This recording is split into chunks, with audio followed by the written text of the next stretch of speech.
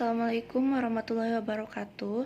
Perkenalkan, nama saya Cindy Aulia, NPM 19.364. Di sini saya akan menjelaskan mengenai pelaksanaan murabahah di lembaga keuangan mikro syariah. Yang pertama ada latar belakang. Islam adalah agama yang maha sempurna. Oleh karenanya tidak ada satu aspek pun dalam persoalan manusia yang luput dari kajian dan perhatian Islam. Begitupun dalam urusan muamalah, walaupun Islam tidak mempunyai peraturan secara rinci tentang sistem ekonomi Islam, namun Islam mempunyai pondasi dan dasar yang pokok. Islam telah membahas mengenai jenis-jenis transaksi yang dapat diaplikasikan pada perbankan syariah. Di antaranya adalah Bai al-Murabahah. Jenis transaksi ini merupakan transaksi yang simpel dan mudah untuk dilaksanakan. Namun demikian, jikalau kita sedikit memperhatikan pada tatanan praktek dan implementasi yang ada, tidak sedikit dalam pelaksanaan konsep murabahah sesuai dengan apa yang dirumuskan oleh para pakar dan praktisi muamalah. Lebih jauhnya ada yang bertentangan dengan pokok ajaran Islam, yaitu Al-Quran dan As-Sunnah. Oleh karena itu, beberapa tahun ke belakang ada istilah yang muncul, yaitu mensyariahkan bank syariah. Argumentasi yang berkembang ketika itu adalah karena minimnya sumber daya manusia serta adanya regulasi yang benar-benar mumpuni sebagai landasan acuan perbankan syariah di Indonesia. Selanjutnya mengenai ruang lingkup bahasan. Murabahah merupakan suatu akad yang dijalankan menggunakan instrumen jual beli dengan mengambil keuntungan. Skema ini juga dapat menjadi akses permodalan usaha melalui akad Bai Murabahah bil Wa'di Lisi Syiro dan Bai Murabahah lil Amri Lisi Sriro. Nilai keuntungan yang didapat perbankan bergantung pada margin laba.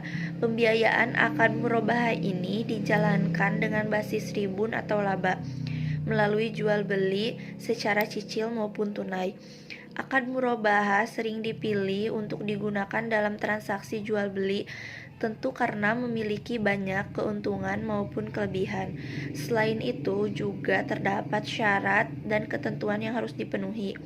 Di antaranya adalah pertama, keinginan bertransaksi dilakukan dengan kemauan sendiri. Yang kedua, bank dan nasabah harus melakukan akad murabahah yang bebas riba. Yang ketiga, bank harus menyampaikan semua hal yang berkaitan dengan pembelian. Yang keempat, bank kemudian menjual barang tersebut kepada nasabah dengan harga jual senilai harga beli plus keuntungannya. Dalam kaitan ini, bank harus memberitahu secara jujur harga pokok barang kepada nasabah beserta biaya tambahan yang diperlukan. Yang kelima, nasabah membayar harga barang yang telah disepakati tersebut pada jangka waktu tertentu. Yang keenam, untuk mencegah terjadinya penyalahgunaan atau kerusakan akad tersebut, pihak bank dapat mengadakan perjanjian khusus dengan nasabah. Yang ketujuh, jika bank hendak mewakilkan pada nasabah untuk membeli barang. Yang terakhir, adanya ijab dan qabul. Selanjutnya mengenai manfaat dan kegunaan dari menggunakan transaksi murabahah. Yang pertama, sebagai pemenuh modal usaha kerja, investasi maupun pembiayaan yang bersifat konsumtif seperti angsuran rumah, kendaraan, dan lain-lain. Yang kedua, untuk pembiayaan kebutuhan produktif seperti mesin produksi, alat-alat perkantoran, dan lain-lain. Yang ketiga, cara dan proses pembayaran serta jangka waktu pembayaran sesuai dengan kesepakatan kedua belah pihak. Di sini terdapat dasar-dasar hukum yang mengatur mengenai murabahah dan BMT. Yang pertama, ada pasal 19 huruf D Undang-Undang nomor 21 tahun 2008 tentang perbankan Yang kedua ada pasal 1 angka 7 Peraturan Bank Indonesia nomor 7/46 PBI tahun 2005 tentang akad penghimpunan dan penyaluran dana bagi bank yang melaksanakan kegiatan usaha berdasarkan prinsip syariah. Terdapat juga dasar hukum pelaksanaan murabahah dalam sumber utama hukum Islam. Di antaranya adalah Al-Quran surat Al-Baqarah ayat 275.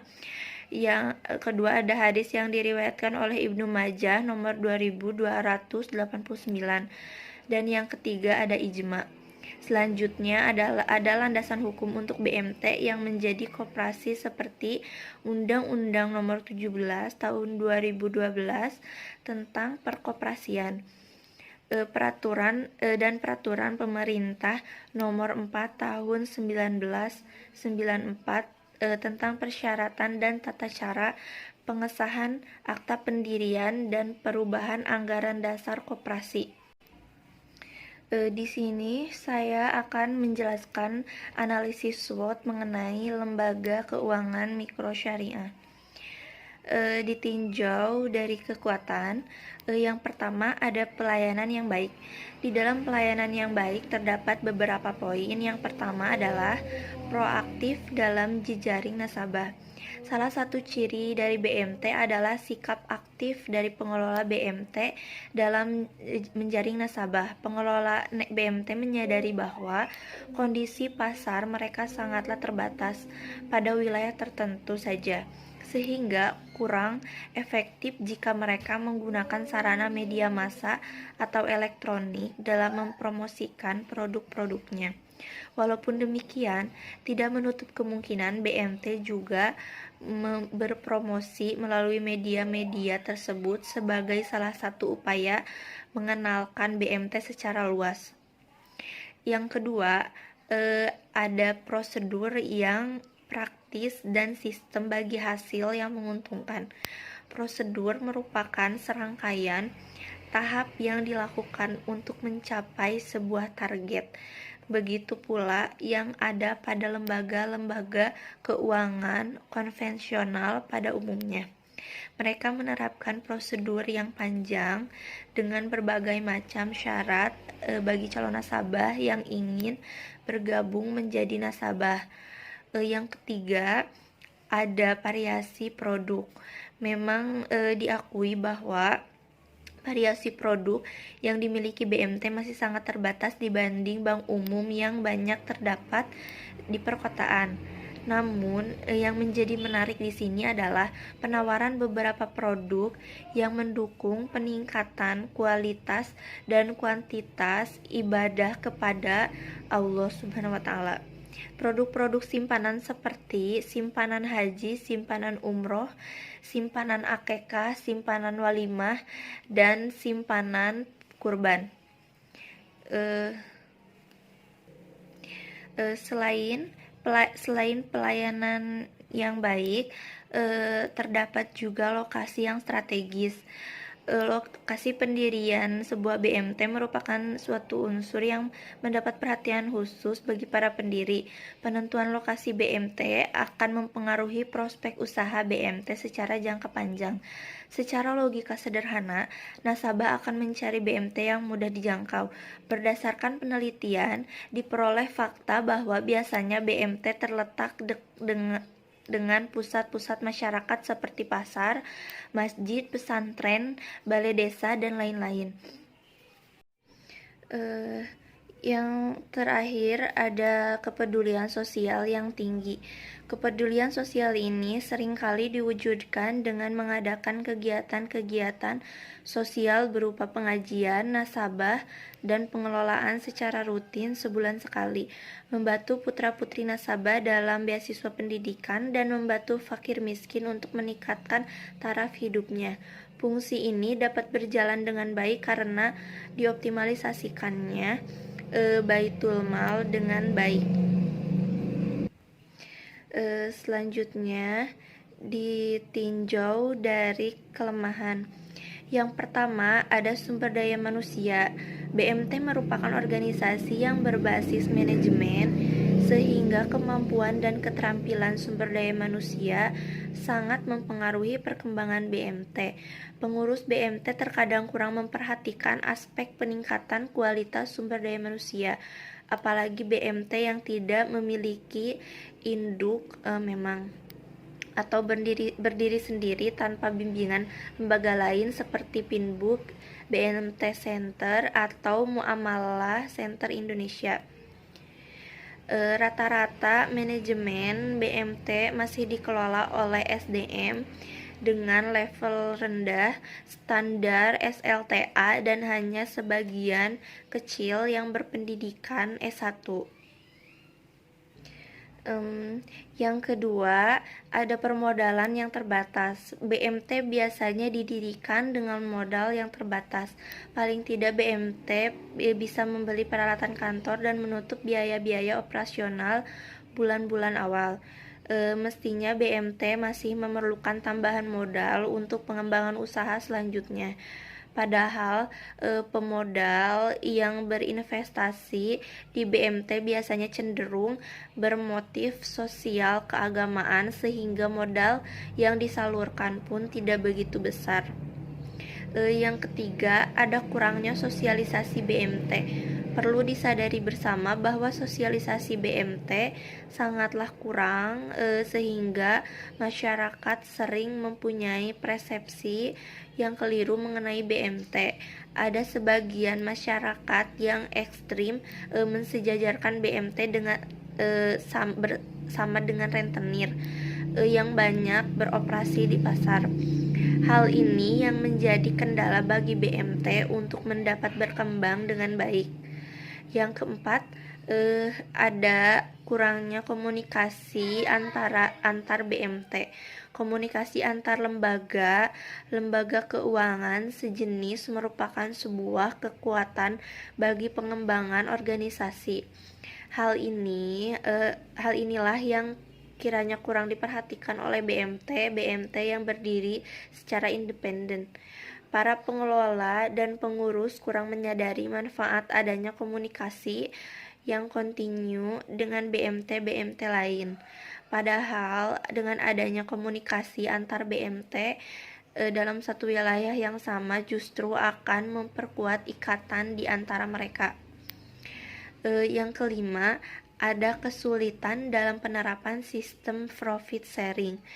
Sistem bagi hasil pada dasarnya menghendaki adanya keadilan. Namun hal ini memberikan masalah baru karena penerapan sistem ini tidak semudah yang dibayangkan. Akad perjanjian bagi hasil menimbulkan perhitungan yang lebih rumit dibandingkan sistem bunga karena standar yang digunakan juga tidak sama. Hal ini sangat dirasakan oleh BMT yang berlokasi dekat dengan pasar tradisional dan memiliki nasabah sebagian besar pedagang-pedagang kecil. Yang keenam atau yang terakhir, ada kesulitan analisa pembiayaan dan kontrol terhadap pembiayaan. BMT mempunyai kendala dalam melakukan analisa proyek untuk proyek pembiayaan karena belum ada standar baku untuk menilai kemampuan pengembalian modal sebuah proyek. Hal ini erat kaitannya juga dengan kualitas SDM yang menangani masalah pembiayaan. Yang selanjutnya ditinjau dari peluang. Kelemahan yang melekat pada diri BMT tidak berarti bahwa BMT tidak bisa berkembang lebih baik lagi. Masih banyak peluang yang dimiliki BMT untuk mengembangkan diri menjadi lembaga keuangan mikro yang bisa menjadi andalan masyarakat. Yang pertama, salah satu kunci keberhasilan BMT adalah bagaimana bisa meraih kepercayaan dari masyarakat dan mengenali nasabah secara intens dan cepat. Hal ini dimungkinkan karena transaksi dilakukan secara harian. Yang kedua, adanya peluang pembiayaan dari sektor koperasi syariah yang akan terus meningkat menyusul akan segera dilakukannya spesifikasi standarisasi lembaga koperasi syariah oleh pemerintah. Yang ketiga, Data Kementerian Negara Koperasi tahun 2004 menyebutkan bahwa dari 42,452 juta entitas usaha, 41,8 juta atau 98,5% merupakan usaha mikro, 650.000 merupakan usaha kecil dan menengah, serta 2.000 lainnya adalah usaha besar. Meskipun jumlah usaha mikro dan UKM sangat banyak, baru sekitar 30% yang tersentuh perbankan atau lembaga keuangan non-bank, sehingga BMT mempunyai peluang untuk meningkatkan pembiayaan dengan memperluas jaringan melalui pembukaan cabang. Selanjutnya ditinjau dari ancaman. Keberhasilan suatu lembaga dalam menjalankan kegiatannya pasti memunculkan pesaing yang ingin ikut menikmati hasil yang menguntungkan. Demikian juga dengan keberhasilan BMT dalam menjadikan dirinya sebagai pilihan bagi pengusaha kecil untuk mengembangkan usaha. Perkembangan BMT yang semakin pesat rupanya dilihat secara jeli oleh perbankan nasional yang sekarang dikuasai oleh investor asing. Yang terakhir ada kesimpulan. Pelaksanaan murabahah di BMT adalah pelaksanaan pembiayaan murabahah pada objek yang berkelanjutan, seperti untuk modal kerja. Sedangkan jika kita teliti dengan seksama, pembiayaan murabahah adalah kontrak jarak pendek. Untuk kasus pembiayaan jangka panjang atau kontinu, alangkah lebih sesuai menggunakan akad mudorobah bukan murabahah. Mungkin hanya itu yang bisa saya sampaikan. Bila ada kesalahan atau kekurangan mohon dimaafkan. Sekian dari saya. Wassalamualaikum warahmatullahi wabarakatuh.